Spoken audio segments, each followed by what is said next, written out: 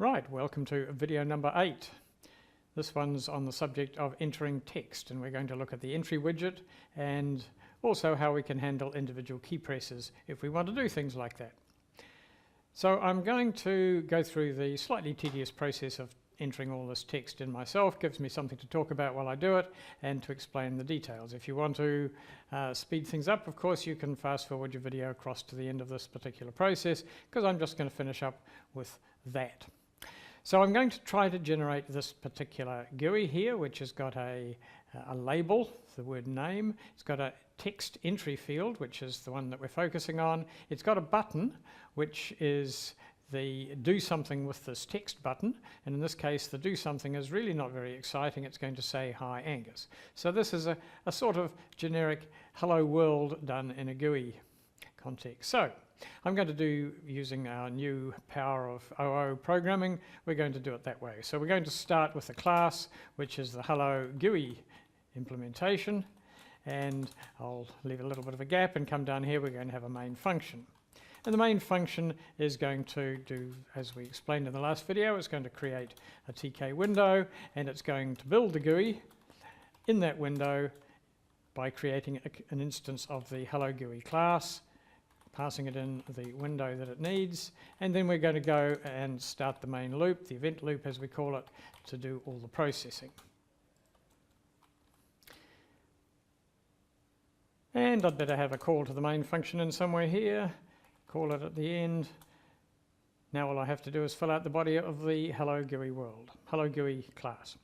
So always begins with an init, def, init, self, and we've passed in the window as a parameter, although over on the left-hand side I seem to have called it parent, so we'll run with that one.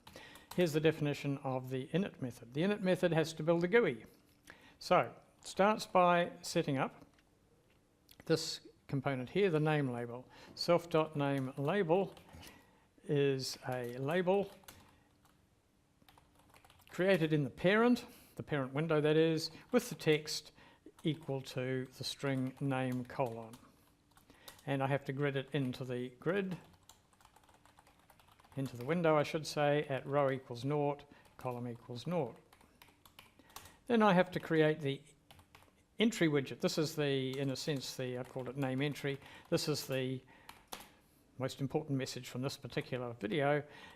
Entry widget takes a parent, and it has a width parameter to specify how many characters of text you want to be able to stick in there. You can stick more in there, but they'll scroll off to the side. So I've set width as 12. I better grid that in at row equals, at row equals 0 again, but 1 to the right, row equals 0, column equals 1. I can't get it right, can I? 0, column equals 1. And I've still got to put a submit button in there, so that's the button is equal to a new button with the parent, text equals submit.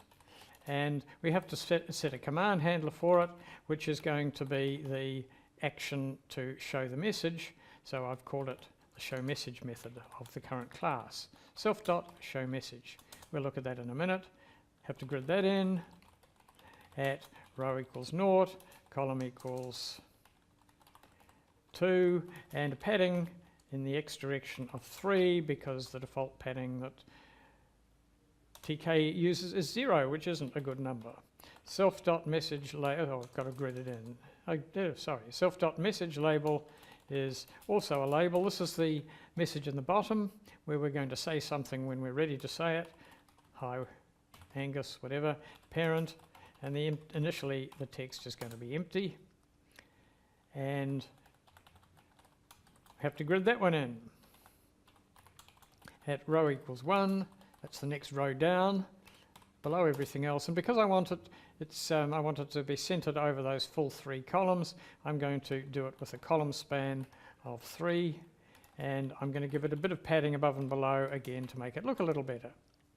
So we're almost done. All we've got to do is actually write the hello world bit, the bit that actually does something. Show message self, which says that the name is self.nameEntry.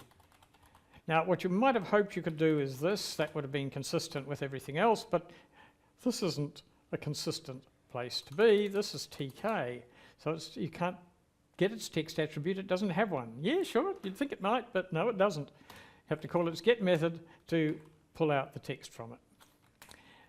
And then you want to stick the message into the little space we've reserved for it, the message label. So self.message label, the text in that is going to be set to be the string hi with a space followed by the name that you pulled out of the label.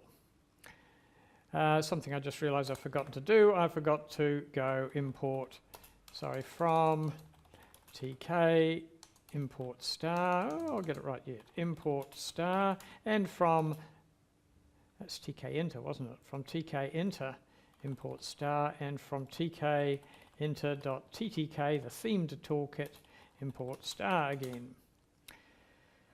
So I wonder how many mistakes I've made. You've probably seen lots while you're watching. Let's see if I can find them myself. Woohoo, it works, I think.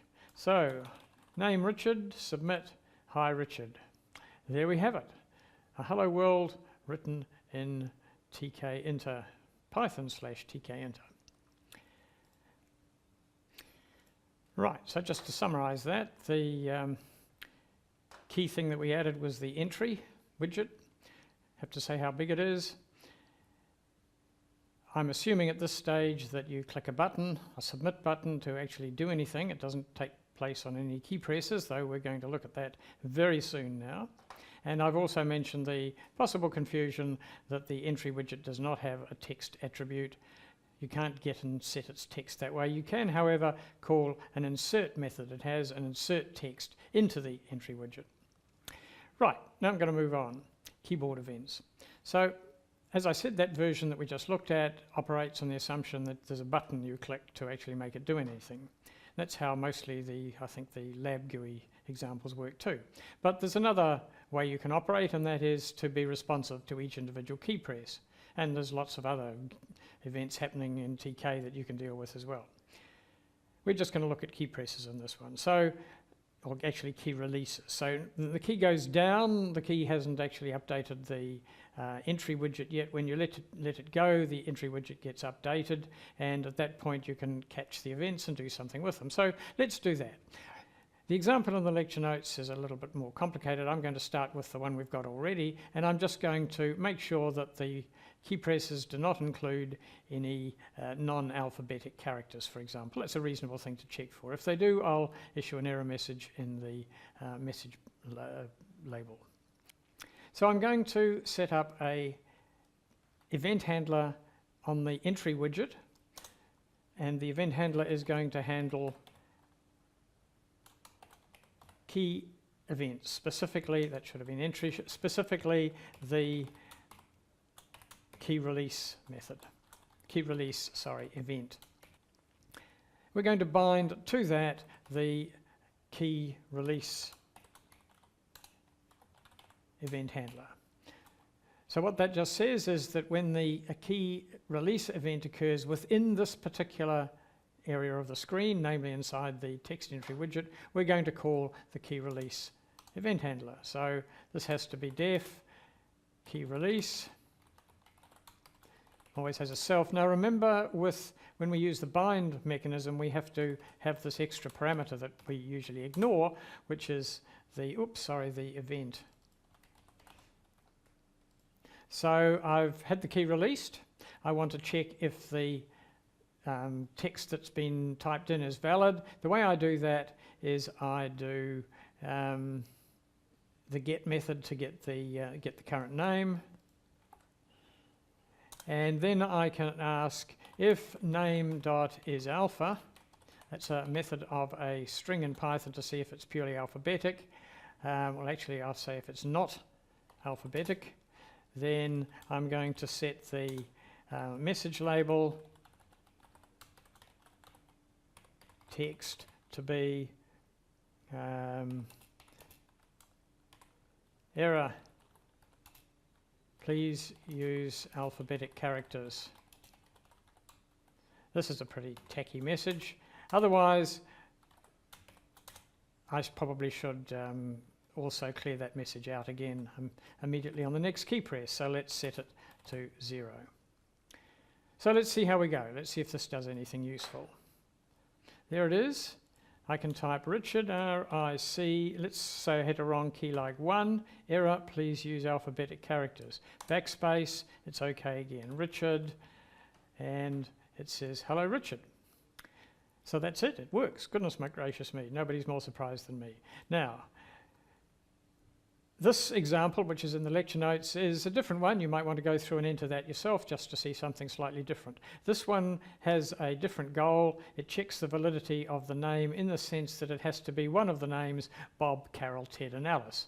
I'm not saying this is a particularly sensible GUI, but it's the sort of thing you often have to do to check for valid strings in some way.